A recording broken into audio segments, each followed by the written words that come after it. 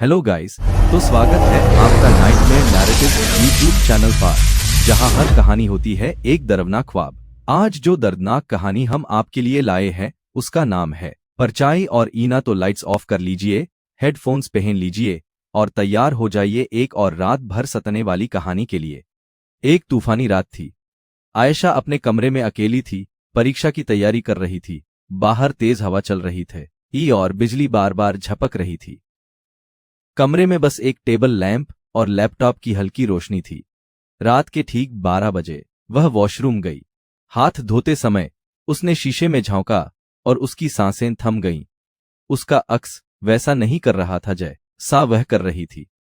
परछाई उसकी तरह नहीं हिल रही थी, बल्कि वो मुस्कुरा रही थी, एक अजीब सी डरावनी मुस्कान। उसकी आंखें काली थीं, एकदम गहराई वाली, जैसे किसी कुएं की तली।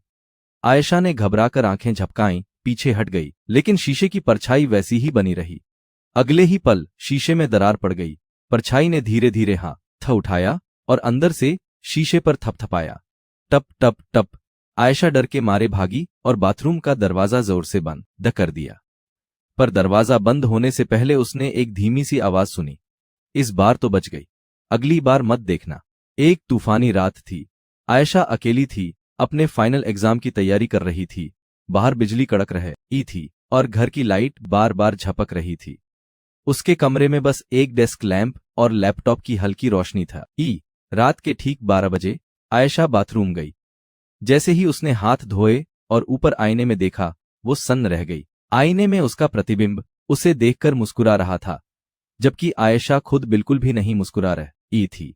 उसकी सांसें रुक सी गईं। प्रतिबिंब ने अचानक सिर झुका लिया, फिर धीरे धीरे ऊपर देख। उसकी आंखें काली और मुस्कान बहुत चौड़ी थी, जैसे इंसान की हो ही नहीं सकती। फिर उस आईने ना अंदर से ही कांच पर थपथपाया। टप टप टप। आयशा डर के मारे चीख पड़ी और बाथरूम का दरवाजा जोर से बंद कर दिया। पर दरवाजा बंद होते ही अंदर से एक फुसफुसाती आवाज आई, अगली बार आंख मत फेरना,